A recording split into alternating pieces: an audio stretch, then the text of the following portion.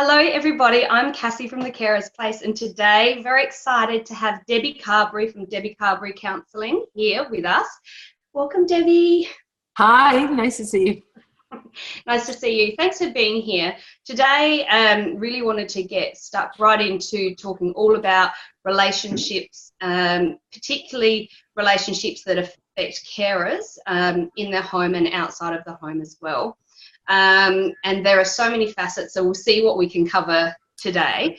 But really, I would just love to hear a little bit about you first, what it is you really do, why you do it, and how you can help people. Gosh, okay. So I'm 51. I'm a mum. I've got 4 kids. I am a carer, so 2 of my kids have different needs. I am a therapist. I moved into clinical social work after my 3rd child was born, and he was quite unwell.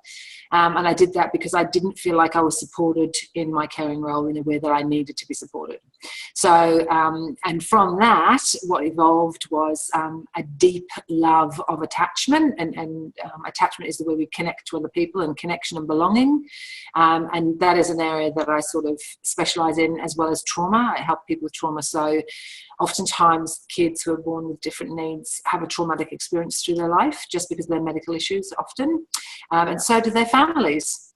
So yeah, that's a little bit about how and why I got to be where I am today. I've got a clinic in Brisbane, so I have a very busy private practice in Brisbane, and I also work online as well. Wonderful. I'm so excited to talk to you. But firstly, I really wanted to talk about our relationship with ourselves.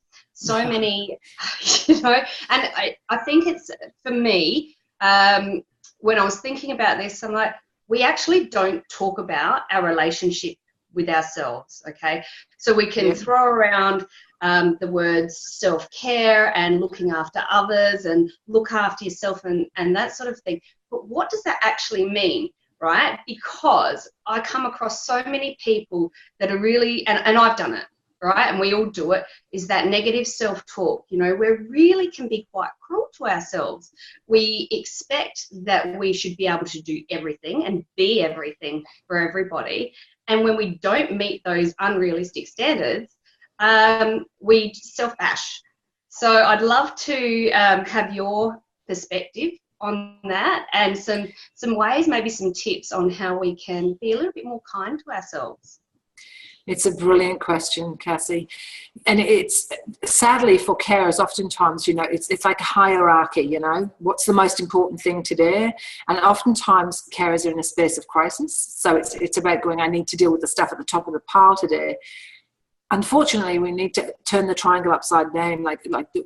We as carers must be at the top of that. We must be taking care of ourselves, because if we don't, the whole pile falls down around us, and we're in enough stress as it is. And I often hear carers say things like, I don't have time, I'll get to myself when I've sorted this stuff out first. If I don't do it, who's going to do it instead?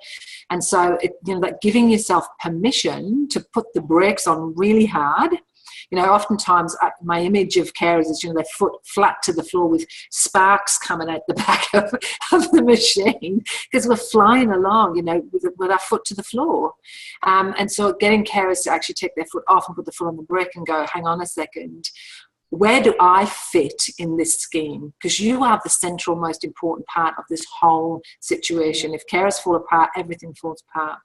So the first thing is really giving yourself permission, and for lots of carers, that's a massive deal. If you weren't told as a small person when you were growing up that you had a right to slow down, take it easy, be kind with yourself, if your family of origin had a critical tone to it and you didn't feel good enough, then you internalize that. And of course, as we grow up, that's the internal voice. That's the one that's sitting here going, you should be doing more, you should be doing it better.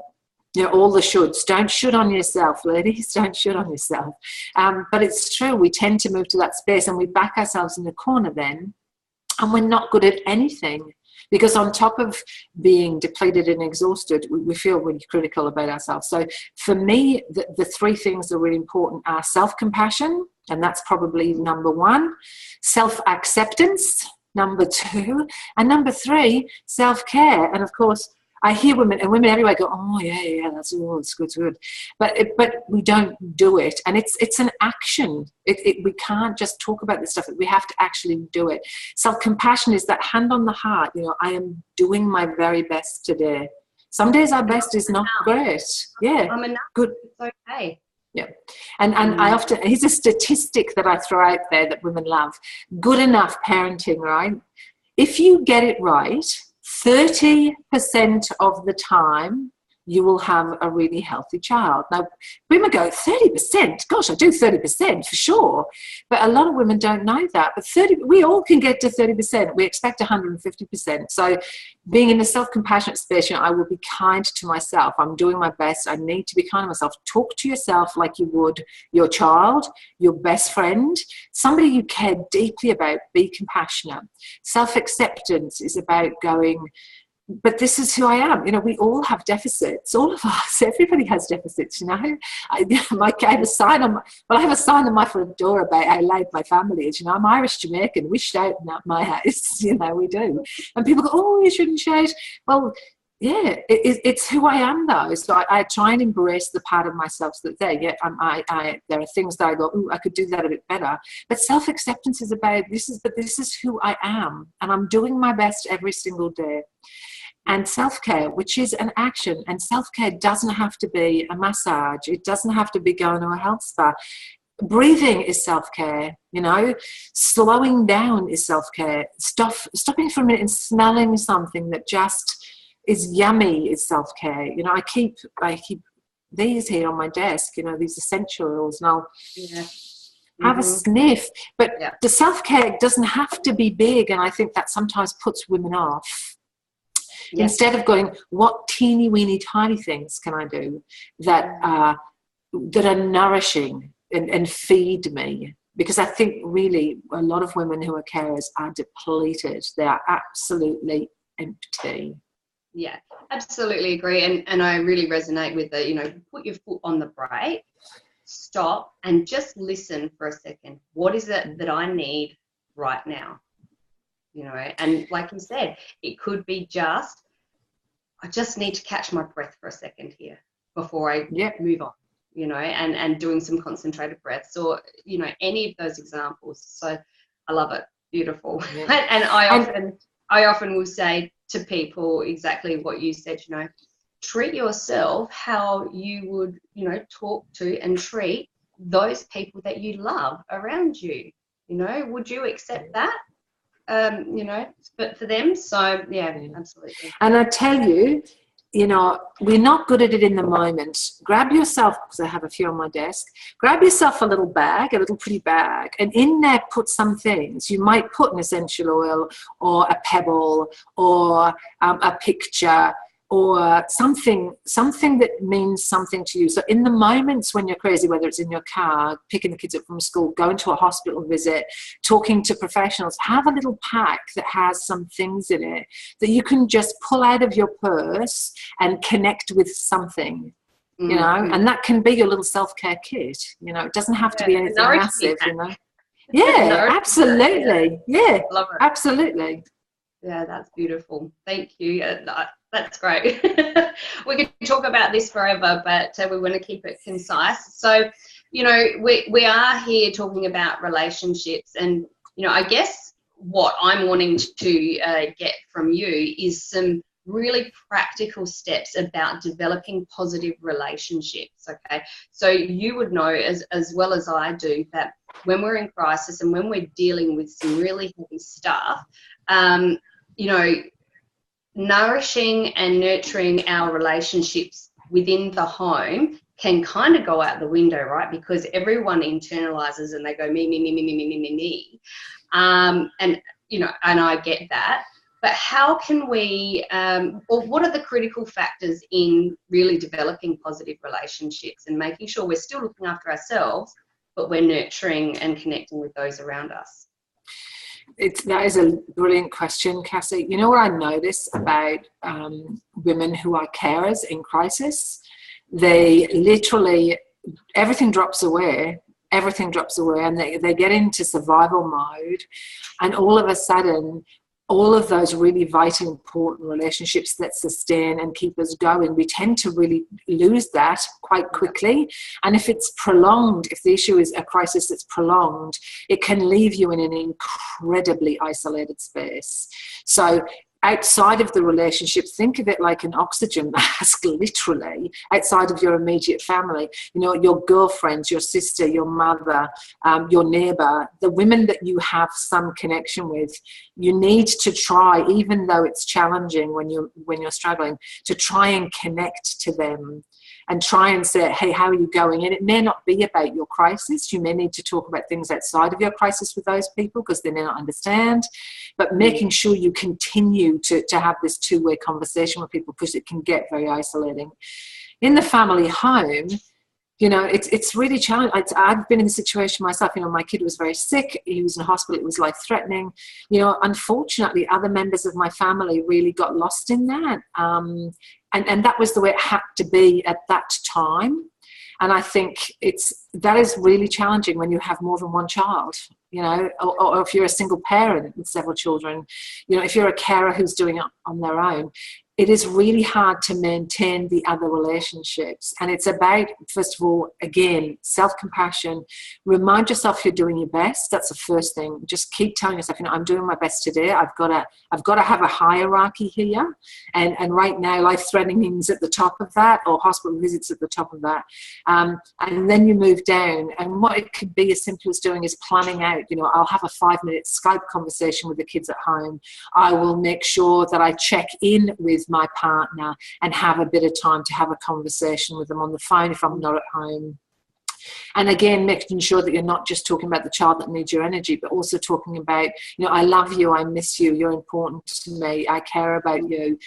Tell me about your day, what happened outside the 4 walls I was trapped in at the hospital today. You know, tell me something about the outside world, and keeping that connection. I used to love it when my kids sent me pictures, because when my kid was sick, they couldn't visit because, you know, they were snotty little kids who were giving him infections. So we weren't allowed to do that. But now we can do it via Skype. We can also do it by, you know, sending pictures to each other. Voice recording phones, mobiles have become amazing because we can actually do voice recordings and things. So, you know, doing a bedtime story with a kid at home via Skype if you're stuck in the hospital is really important. So it's about using technology to help. It's about carving out time and giving yourself permission again to go, I'm going to leave my kid because I need to do this as well. This is important connection too. But when you're not in crisis, that's when you've got to make the juice happen. So in my house, we use a gratitude jar. And you just put stuff in there and then create a ritual around it. So that might be you have a meal together once a week and you read stuff in the jar, or you share a story about your week, or you share an activity together. But you've got to put them in the diary, and you've got to go, these are non-negotiables. Like, you know, go and do an activity. You can go to a park. You can go to the beach. You can go for a walk. You can have a meal. But find an activity and make it a family ritual. Because the rituals are what the kids remember, like the kids as they grow up, that remember when we did, you know. So and it doesn't have to be anything big and profound, right? So like you said, for us, it's really important that, you know, at least 5 nights of the week we actually sit down to a meal together, and we do, and the questions are always around, you know, how was your day? What did you do? And there's a lot about, you know, finding out about where we're all at, because we're all doing our own thing during the day. But we've also sort of come to playing cards with each other, because my kids are old enough now that we can do that. And we'll get our cuppa and we'll sit around the table and we'll play cards and have a bit of banter and whatever. But that's really important, right? Is that connection. Hugely huge. And I think it's one of the things, especially where there's a person who has significant other needs, and it can get lost. You know, you get into survival mode, and this entire unit needs happy memories and laughter and fun. And if you have to pull that in, which can feel like a big challenge, if you have a lot going on, it can feel like an enormous challenge. But those things are literally oxygen to the family. Mm-hmm. Mm-hmm, absolutely. So what about then, Debbie, we'll carry on and talk about support, because this is really, you know, inter-family kind of support here. What about, I've done it myself and do it, and I'm working on it myself, and I see it in other people as well, right? We as carers want the support. We need the support. We expect everyone should know perhaps what it is we need, and we want them to do it. We won't ask for it because we're too stubborn. The people who are there to support us want to give the support, but they don't know how. And so I find that there's this real mismatch, and then sort of it breeds some resistance, because then we get cross because we're not getting the support that we need, and you know, and it just gets into a big old mess. So how would you provide some, I guess, advice and some tips around, you know, getting the support we need without being defensive or expecting, you know, people to read our minds, basically? And some of the stuff you just said there is really key to it. Okay, so here's the thing that I know about carers and myself. Right? I'm stubborn. I'm stoic. I can do it myself. I'm fiercely independent. Thank you very much. 100%. Yeah. But we're not, and I think this is the thing, right? We armor up, we get into that place of survival, and so we armor up, and I don't think we know how other people perceive us. And I think on the other side of it, the people who want to help feel afraid. They're like, I don't want to upset her. I don't want to make her feel like she's not. Yeah, I don't want to feel like she's not doing a good enough job. I don't want to talk about it with her because it makes her cry, you know, and all these things. I think we have to set the agenda in a really, really clear, concise way. And it's hard to do that. Like, it leaves you vulnerable.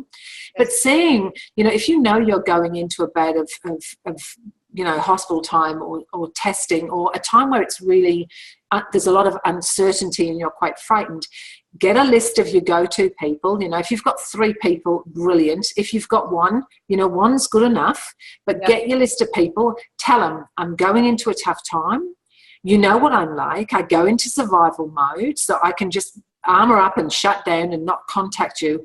Please, can you contact me during this time? Now, if you can contact me, you know, 2 or 3 times a week, that would really help me out.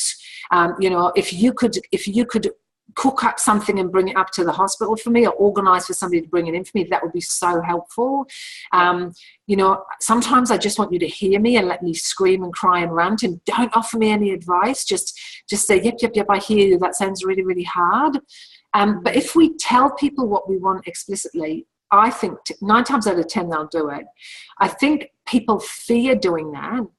First of all, I don't want to be too needy. I don't want to ask too much of people. They have all their own stuff going on.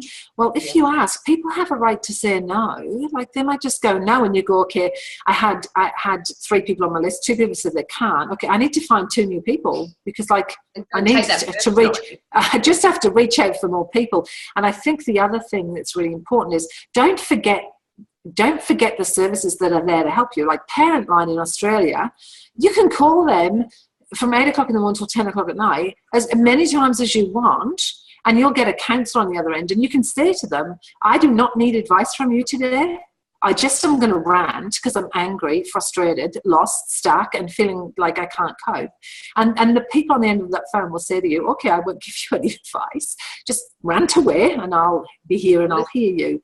So those kind of services are gold. You know, if your child has a specific issue, then those backup services are gold as well, where you can go to, you know, the Cancer Foundation, you can go to the Heart Foundation, you can go to cystic fibrosis, you can, all of the different services, link in with those services prior to you needing them, because they'll probably be women who get it because they've been in that situation themselves. So yeah, but it takes, you need a piece of paper, you need it written down. It's your plan of action before the stuff hits, not while you're in the, it's like having your self-care bag with you. You know, the reason you keep it with you is you don't know you need it until you need it.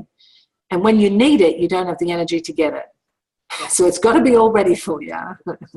Absolutely. And, you know, when we're in crisis and fight and flight, you know, the frontal part of our brain, our frontal lobe just shuts down. We can't think clearly, we can't function. So I'm a very, very big believer in preparation and being organised and having your questions written down, or the things that you need, or whatever it is that are going to help lessen the overwhelm and the overload when you're in those types of situations, could really save you from, toppling over the edge, really.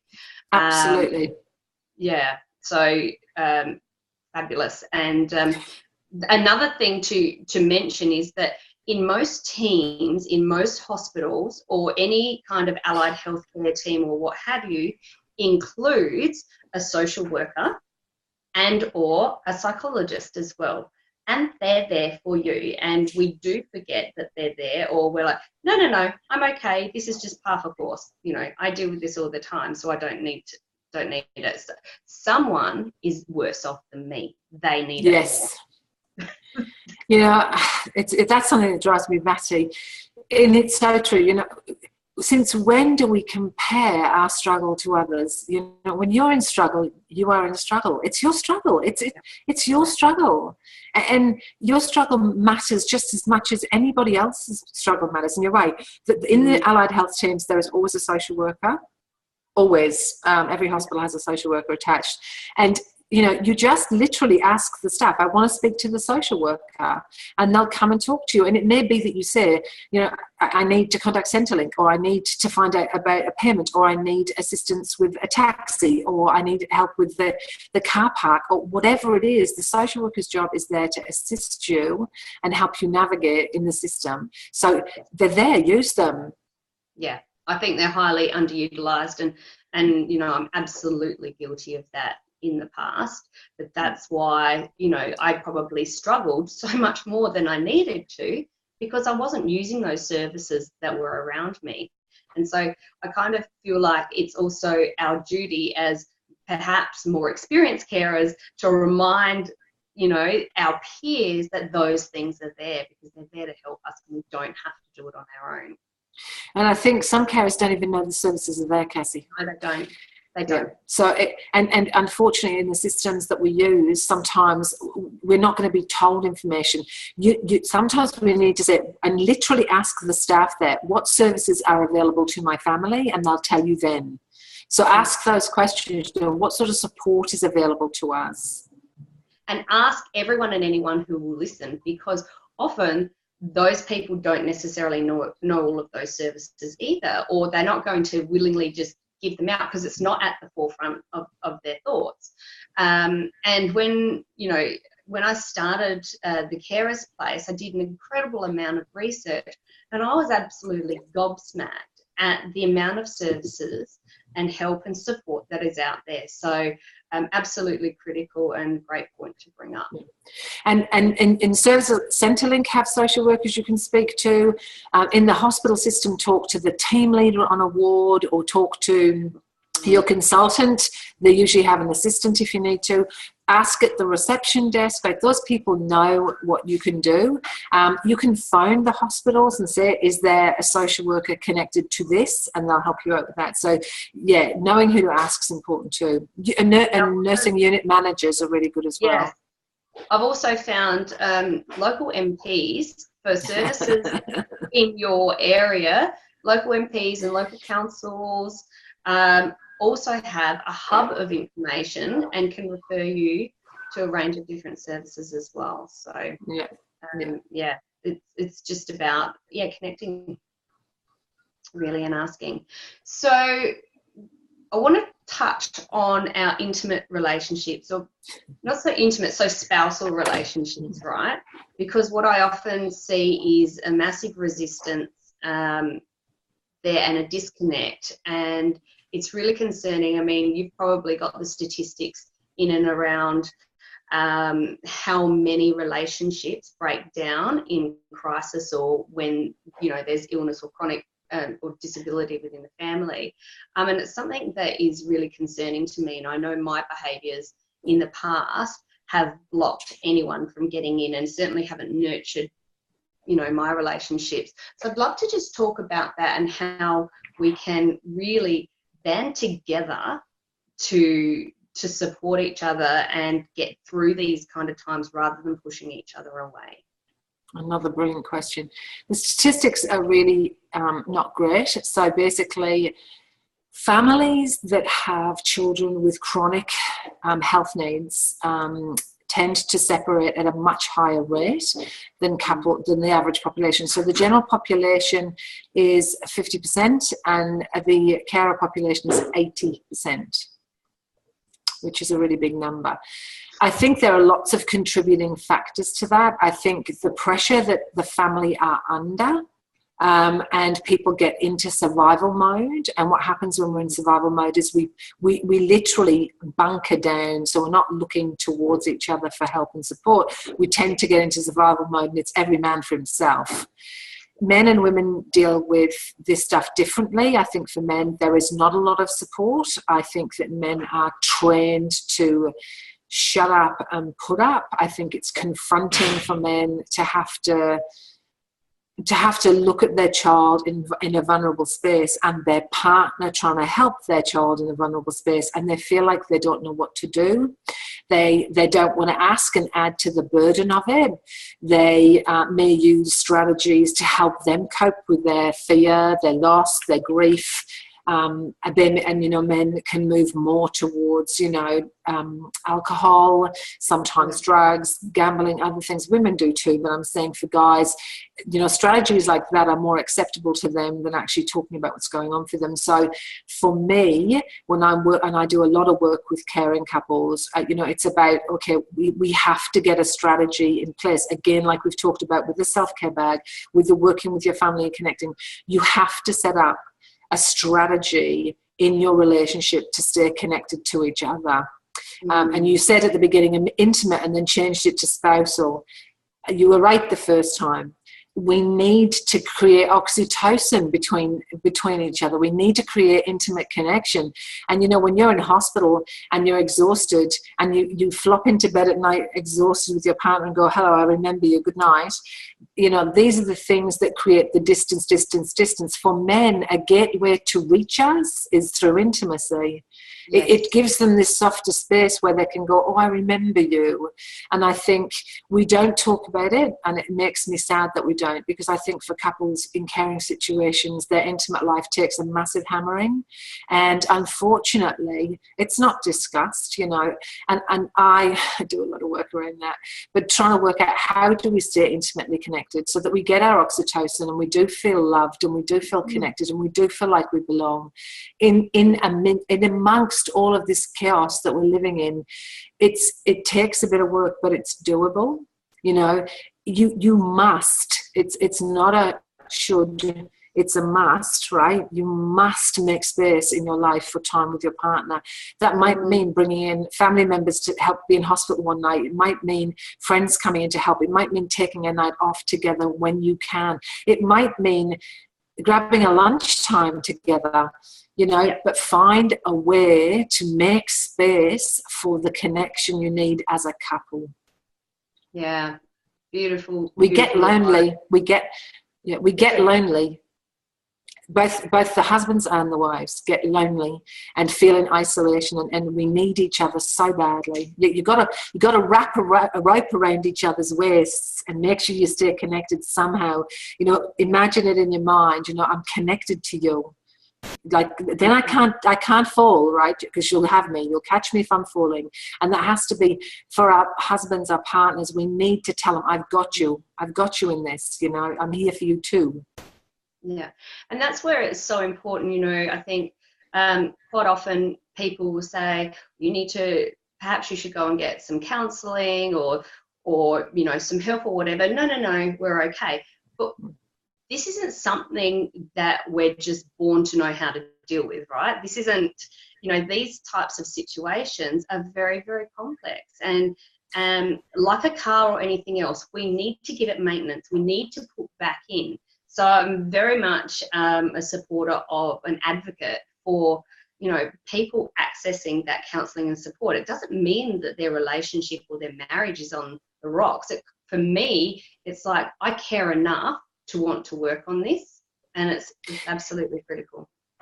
And we have a culture that says going to therapy is crisis intervention. I hate crisis intervention. Give me early intervention any day of the week.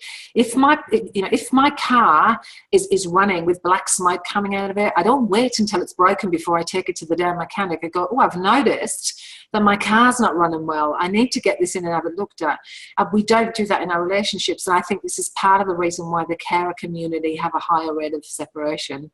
I think more than the general population, we need to be plugged into this, because guess what? Our children need two happy parents. And that's the most important thing, right? And what happens is we put that on the back burner, we focus on the child, but the hierarchy is you first, then your relationship, then your child. Because without the other two things, your child doesn't have a family. And it's hard, but when we stop looking at it as a shame-filled experience to ask for help, we can actually turn it around really quickly. Some things, most therapy is practical, sensible, down-to-earth stuff. I don't do the nodding and how do you feel today. I go, okay, what's going on? Yeah. Like, who cares how you feel? You've got to put food on the table. You've got to make sure you're both getting to work. You've got to make sure the kids are getting to school. And then you've got to be able to, at the end of the day, do what I call nose-to-nose connection. So we often do this parallel connection as parents about the stuff. Like I said, getting to school, getting to work, getting the lunches. But the nose-to-nose connection is just oxygen to the family. And it's, when we look at the hierarchy, we've got to go there first. The carer population shouldn't have a rate of 80% separation. But unfortunately, we flare. I'm separated too, so I'm the statistic. I am the statistic, and I think I am now blessed to be in a really healthy relationship with somebody, and we've worked together to make sure that we can make sure we're checking in. How are you going? What do you need? How are you coping? I have therapy. Part of my job actually after therapy. But if we stop looking at it as being something we do when we're defective and actually look at it as part of our self-care, it's part of our self-care. I want to keep my marriage, I want to keep my relationship with my partner, so I've got to sometimes get some outside help to help me get back on track. And it's okay. And, you're talking about the hierarchy, and I really love that, because what I was actually going to say is that when it's not okay, when there's that angst and that resentment, it filters like a toxin throughout the whole family and everyone feels it. It doesn't matter whether you're talking in front of the kids or anyone else, that energy will filter through, And this is what parents tell themselves, right? If we don't talk about it, the kids don't know. That's not true. Most of our communication is nonverbal. All it does is make your kids go, oh, they're not talking about it then. So, and giving them those clues that, oh, okay, let's not talk about problems. There's problems, but if we don't talk about them, that's the best. Well, the other thing too with children is they make up the story. Mm-hmm. So if you don't tell them what's actually going on, they're going to make up a story in their heads that mum and dad aren't talking because we make them upset, or mum and dad are arguing because I'm too much of a burden for this family, or you know what I mean? And it's much more healthy to come to them and go, we're struggling because we're tired and it's hard, but we're all going to get through the other side of this, And that's the other thing, is need for open, honest communication. It's okay for kids to know what's going on in an age-appropriate way, It's important. Because for me, it's about trust, right? And I've always had this thing from early on with my kids, is that, they need to know what's going on with them, whether they're in the hospital and with me as well, but whether, they're having a procedure or whatever, I cringe at people who say, it's not going to hurt, or it's, it's okay, you're going to be, it's not okay, and it will hurt, and you need to be honest at their level. for that, but clearly for everything, Debbie, is what you're saying. And I think oftentimes we come from a space of fear. You know, we don't want to scare them. You know, we don't want to overwhelm them. And I think what's harder for kids is when they see with their eyes one thing and we tell them something else, because then they can't trust themselves. It's like, but my eyes are telling me this, and I feel this, but you're telling me something else. And then they don't trust that internal voice. So we're better off, you know, going, you know, I see what you see. You know, and that might be scary for both of us, but I see what you see, you know. Yeah, and we'll be here for each other, and that's exactly right. Me too, which is the most beautiful thing we can say to anybody, you know. Me too. Yeah. So beautiful segue into talking about siblings and relationships, and you know, for me, I often feel that when we're in higher stress times, so for instance, when my eldest son is in the hospital, I get very worried and very anxious about my other child, potentially more so than the one who's receiving the care in hospital. And you know, it's about abandonment and leaving them, and are they okay? And then, you know, no one can give to them like I can, and then I worry about their mental health and all of those sorts of things. And then when we're in the home, there's so many issues in regard to siblings, right? And then when we're in the home, you know, you might have the competitiveness or the resentment, or I want attention any way I can get it, good, bad, or indifferent. I need it. And it's kind of like you can give that sibling so much attention, but it's not enough. So how can we set ourselves up to, you know, feel okay about what's going on and deal with these fears, like you said before, fears and worries, and support all of our children through these kinds of times? Big question, sorry. No. And I'm taking a deep breath in because I know what I'm going to say. We can't. You know, it's not possible to be all things to all people. And that's really hard as a mum. It's hard as a mum to love your sick child and go, I need to be here for you and I want to be here with you. And I'm here with my whole heart. And then to speak to your child at home and say, I love you and I care about you and I can't be with you today. And your partner, it's hard. It's for a woman, and I see most carers as women, but there are male carers that I work with. That dreadful, literally tearing you down the centre, and it's agony. I've experienced it myself. It's agony, and I'd love to give you a gorgeous answer, and the answer is no. I'm sorry, there's no good answer to this. Acceptance is a big part of it. Again, is coming into, I will do what I can, where I can, and how I can. I think honouring everybody's experience is really important. So I think for siblings, we have to honour their experience and say, you know, I mean, I've got two in the middle who've got special needs. So my eldest and my youngest actually believe that being a healthy, strong person is really sucky, because, like, you don't get all the good shit that the other kids get, you know, like, it's really not fair. Ask my two in the middle who'd say I'd give anything to not have my issues. Yeah, and you know, and both are correct. Both are correct. Yeah. And so we honour their experience, you know. So with the two kids who don't have any issues, I say, you know, I get it. I really get it. They got more time, more energy, and I always overcompensated for them because of the deficiencies. And I get it, and that was real for you. And that was the best that I had. And for my two, remembering my kids are much older, so my kids are 20, 21, 19, 16 and 15. And then for the two in the middle saying, I get it. It sucks that you have this issue, but you can't play on this issue. That's not okay. You can't be pulling this card out over and over again. That's not fair. But I hear you and I see you, and your experience was really hard. And I get that. And then honouring our experience in it and saying to them, do you know what? It's hard for me too. You know, I try my best. And I think this is the bit, when we try and be everything to everybody, we stop and we don't say what we need. I'm getting a vision. Oh my God, I have to share that with you. I'm getting a vision of my son. Okay, I'll tell you the story because it's coming to my head like a big bright picture. I was in my kitchen. So one of my kids has Asperger's. He must have been about 6 at the time. And I remember literally sliding down the kitchen cupboards onto the floor and sitting crying, just thinking, oh, holy crap, can I get through another day of this? Like, I'm just exhausted with it. And he came up to me, like, he's my non-neurotypical kid, right? He's supposed to have empathy, and all the rest of people tell me I don't think so. And he comes over and he goes, Mummy, your face is leaking. I was crying. And I said, I know, my face is leaking, I'm sad.